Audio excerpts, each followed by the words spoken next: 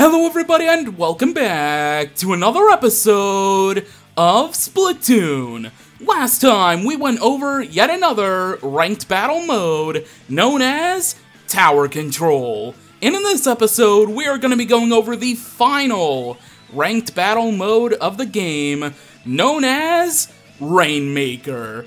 So, as always, I'm going to be going over the history, describing it, strategies, trivia, things of that nature, and of course, special thanks to LaterGator to you for joining me for the recording of this gameplay footage.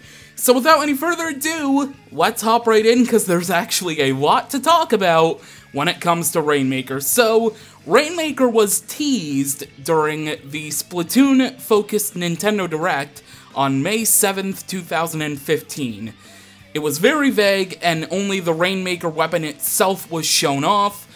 It was later shown in action during a Japanese commercial that was released in July of 2015, and then a general description of the mode was leaked on Twitter before it was officially released on August 14th of the same year. So, now when it comes to Rainmaker, it's similar to Tower Control in terms that it requires teams to move a certain object to a point in the other team's base.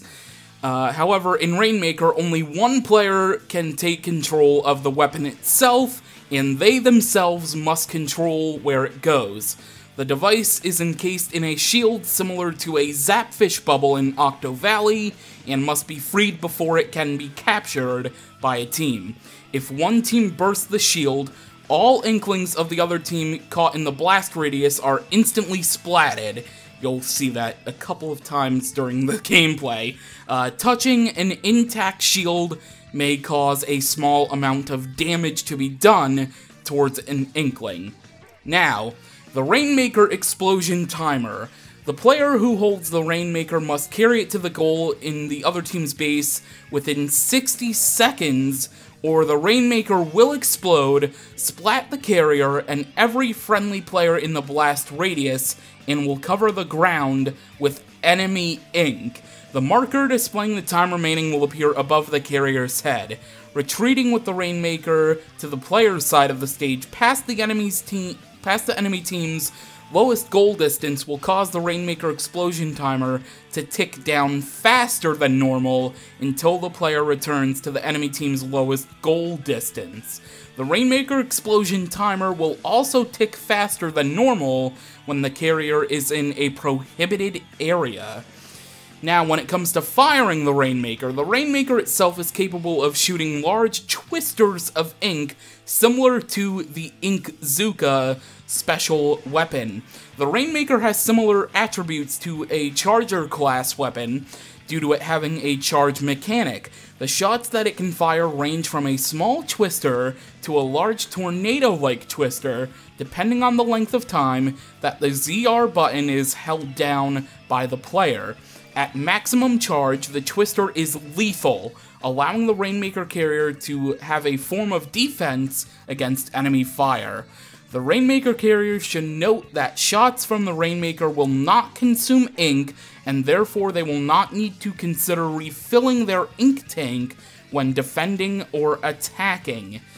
Now, when it comes to tracking the Rainmaker, the player holding the Rainmaker has the mode's icons marking them for everyone to see above their head alongside the explosion timer, making them a huge target. This even applies when swimming in ink, with additional glow when the carrier swims, so carriers must be cautious with their surroundings. While the player or another friendly player has the Rainmaker, the mode's icon will appear on the Wii U gamepad at all times. While the enemy team has the Rainmaker, the mode's icon will appear and disappear in 1-second intervals on the gamepad, and on the TV screen whenever the player does not have a line of sight to the carrier. Now, the effects of the Rainmaker onto the carrier. Because the Rainmaker is heavy in nature, the player holding it cannot super jump, nor can they use any of their special or sub-weapons. The player's movement speed and swim speed are also reduced by 20%. The special gauge does not charge while carrying it. If it is dropped, the shield will reform around it, and then it can be recaptured by any player on both teams. If the player has the Rainmaker and splats themselves by falling off the map while beyond the halfway point, the Rainmaker will reset its position by respawning in the center of the map. This will not happen when the player splats themselves by falling off the map over the halfway point, and the Rainmaker will simply regenerate its shield where the player fell from. After firing a Twister of Ink, the Rainmaker has a knockback effect on the player. The pushback from firing the Rainmaker can be used to go through enemy ink reasonably quickly, so if the player is stopped without a chance by making a new path, firing the Rainmaker behind repeatedly will get the player a little extra push for being splatted. Now, there are overtime rules when it comes to the Rainmaker mode, so let's go over them. Overtime will begin when either the winning team loses control of the Rainmaker less than 15 seconds before the end, and the losing team has 10 seconds to pick up the Rainmaker after the winning team loses control of it. The losing team gains control of the tower. However, overtime will not begin, obviously, when the winning team is in control of the Rainmaker, or the winning team loses control of the Rainmaker more than 15 seconds before the end, or the losing team that was in control of the Rainmaker loses control of it less than 15 seconds before the end, or the Rainmaker has not been touched for the whole match, and in that case, a random team will win. Overtime will end when the winning team gains control, the losing team loses control, or the losing team carries the Rainmaker past the winning team's score, giving them victory. The status of the Rainmaker shield, popped or not, does not matter when it comes to that. And speaking of the Rainmaker shield, bursting the Rainmaker shield. The Rainmaker shield has 1000 HP, but many weapon types have a damage multiplier applied when they hit the shield. When it comes to shooters, the L3 Nozzle Nose has a 1.2 fire rate of damage. The H3 Nozzle Nose has 1.4. Regular shooters other than those have a 1 times damage multiplier. Splatlings have a 1-time damage multiplier, blasters have a 2.4 damage multiplier, brushes have a 2 times damage multiplier, the carbon roller has a 1.8 damage multiplier, splat rollers have a 2.16 damage multiplier, dynamo rollers have around a 2.8 damage multiplier, sloshers have a 2.4 damage multiplier, chargers have a 2.8 damage multiplier. When it comes to sub-weapons, sprinklers have a 1-point damage multiplier, burst bombs, splat bombs, and suction bombs have a 2-point damage multiplier, and seekers have a 3-point damage multiplier. When it comes to special weapons, every special weapon besides the Kraken has a 2-point damage multiplier, while the Kraken itself has a 3.5 damage multiplier, making it the biggest damage multiplier that you could have. So, weapons do not, with damage up, unlike against Inklings, weapons do not have a damage up cap with the Rainmaker shield, when hitting the Rainmaker shield with damage up buffs. This means damage up can be used to pop the shield faster than normal. The time gains for each weapon can be seen in, obviously, I'll be leaving a link down to the mode. If you go to the with damage up section, there are actually charts that display this. So I actually never knew that. There are several prohibited areas when it comes to maps. Also, I'll leave a link down below because it actually has some maps of prohibited areas when it comes to that. So now, the trivia when it comes to Rainmaker. The Rainmaker weapon resembles a tiger/fish with a nozzle in its mouth, known in Japan as a, oh my god, I'm gonna butcher this, Sahachihoko?